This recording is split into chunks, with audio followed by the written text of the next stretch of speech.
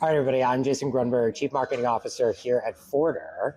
And I'm with the person that everybody knows, Jenna Flateman-Posner. Very excited to be here in Boston with you. Everyone is talking about Agentic AI, and it's one of those things that right now feels like it's taking over the world, right? Like we're going from 0 to 100. Everything's going to be agentic in like the next 12 months. If you're not already fully ready, you're already behind. Where are you? Where are you on this?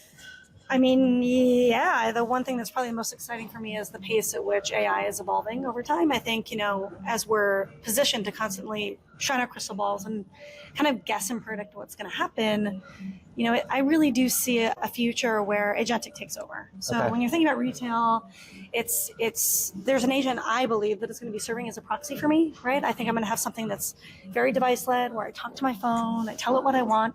But there's also a willingness and an interest in consumers wanting to really be known, because I want my agent to be as educated and as able as it can be to represent me and my interests as it goes out looking for the items I want. So I see a world where I'm gonna off that agent with my Gmail as an example. I'm gonna let it ingest every order confirmation email I've ever received, so it knows what's in my closet, so it knows my size, my brand propensity, my buying habits and patterns.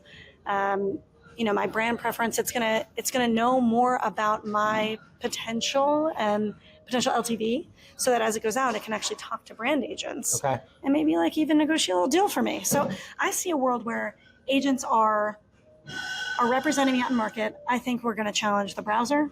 I think we're going to challenge the search engine. We already are, as consumers are leaning on LLMs. Yes, we see that already. Yep, seen already.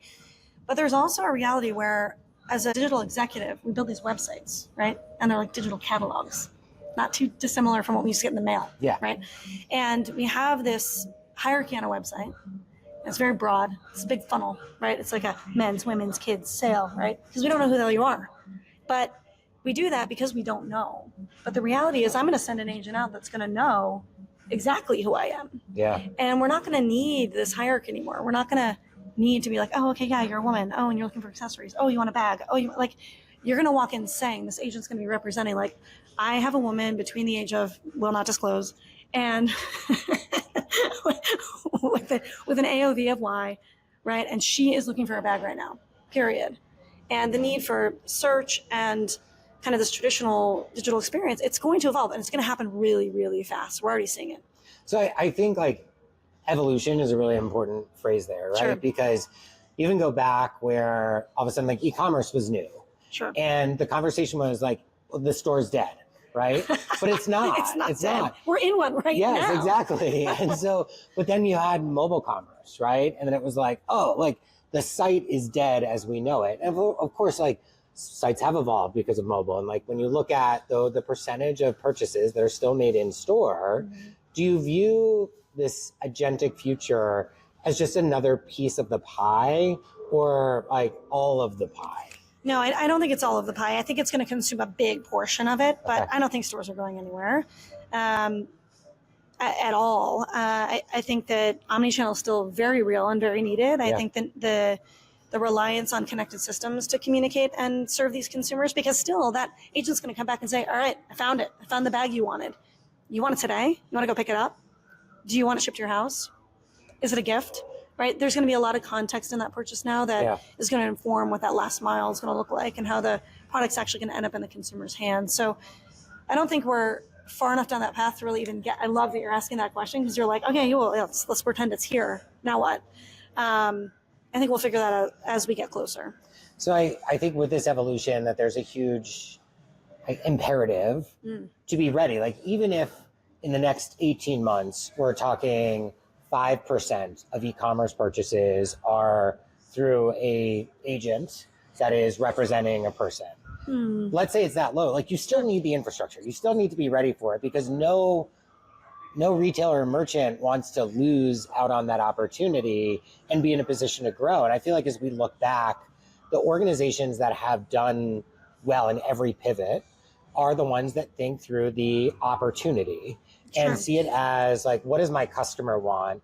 how does he, she, or they want to shop with me? Yeah. And I'm going to give them the opportunity to do so. So like, I feel like we're in this interesting state where you've got some merchants who are like really leaning in and saying, what do I need to do to be ready? You've got others that are like, hey, let's wait and see. Like, as like with you being like running chief digital, like what's your advice to your customers in the market at large when it comes to this? Yeah, it's a great question. And I think you touched on it earlier when you talked about the concept of evolution. And I think we've seen it, right? It kind of started with, we're using Gen AI for copywriting and asset editing. And then we started getting into generative from a customer service to like deflection standpoint, using it for chatbot.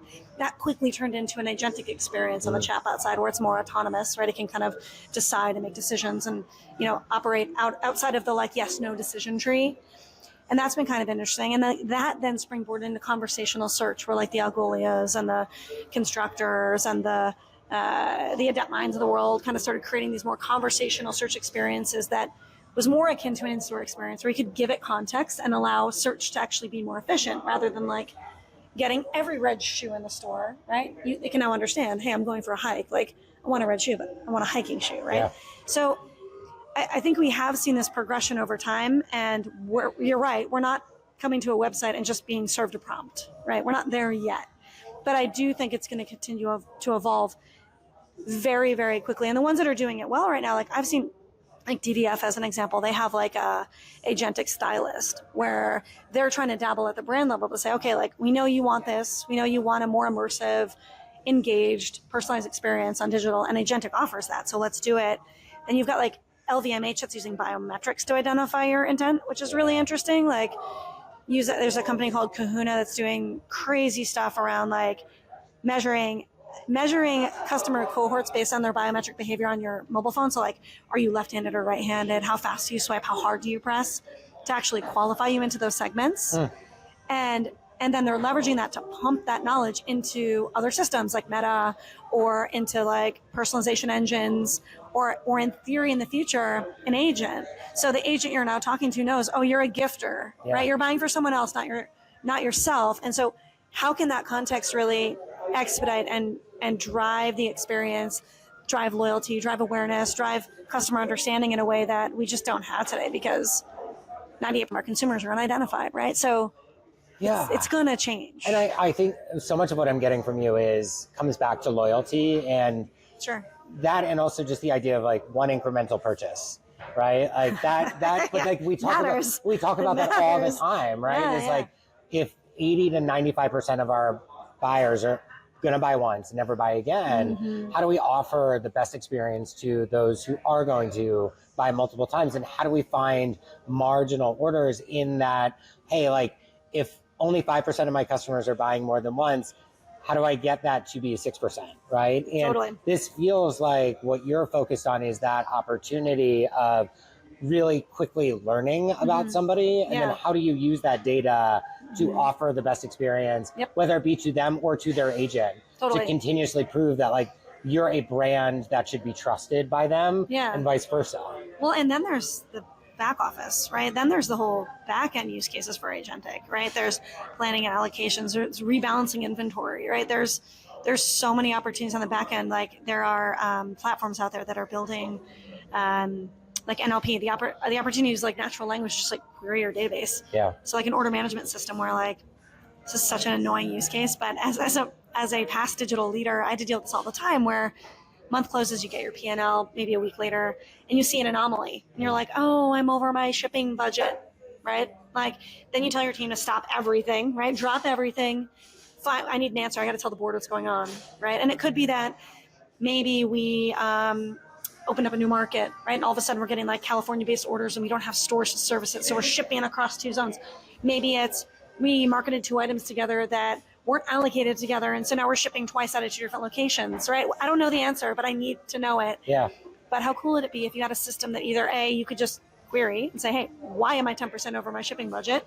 Or better, serve at a budget and have it tell you when you're trending over budget. So that's the type of like operational efficiencies and measurement that we're going to get that's just going to help us be more profitable. I love that. And if there's something interesting, it's like there's I think 2 pockets of fear, right? Fear number 1 is this is taking away our jobs.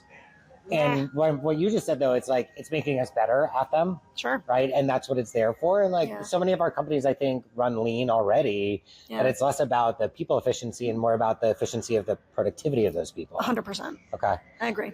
And then I think Fear Pocket, too, is like, you know, we're a few weeks out from like Sam Altman, right? Being hey, like, you should be afraid, right? Like there is this like great opportunity on one hand, but on the other hand, like there's an opportunity for those that are, say, opportunistic, right? And so different types of fraud that we're not prepared for. How do you think about that in terms of prioritization when it comes to the readiness? Well, here's what I'll say. As agents start getting put in market and start getting trained more, the good news is you can train them to do what you want, and you can also train them to do what you don't want. So when brands get really concerned about like releasing these agents to serve as proxies for brands, they can put guardrails on the agents, right? This is all kind of in theory, right? Because like no one's really doing it consistently yet. But the theory is that, you know, the difference between generative and agentic, generative is just basically statistics, right? It's using wide swaths of unstructured data, and it's trying to find patterns in the data to predict what should be the next word, right? It's very different than agentic. Agentic is doing that, but it's a taskmaster. Like its service is to an outcome that is predefined. And what it can do is you can give it a linear path to get there, and you can say, this is how you make the peanut butter and jelly sandwich. Yep. Or you can be like, here's some peanut butter, here's a refrigerator, and the bread's over there. Find a way to make the sandwich. Learn. And they will. Yeah. They'll find this non-linear path to get there. And that's a little scarier. So give it the linear path for now. You don't need to get creative yet. You don't need to find alternate paths. Maybe it can recommend more efficient paths. But right now, I think that the industry would be best served if we leverage these agents to do very specific and defined tasks. The only thing I will say, as it relates to Forder, is that this is a whole new world of customer understanding. Yeah. And when you're looking at actually measuring fraud and risk, it is going to be a totally different landscape. So how do you know that a bot is nefarious? Yeah. How do you know that these bots are going to really try to look good. They're going to really try to look good. So, you know, it's going to be very interesting to see. It's great having these discussions with you because I know Forder's already thinking about it. Yes. Right. And in fact, I'm not sure I know you're relatively new to Forder. I don't know if you know this, but we actually built a bot detection solution 6 years ago. We were detecting bot activity at the pre-auth when I was with Snipes. So knowing that, you know, Forder's had a 6-year jump on having a perspective on how to measure, how to identify, right? That means that there's 6 years of data that can support this, and data is everything right now. So everything. I'm excited to see how it shakes out, and I have every confidence that you guys are going to lead the way. Let's go.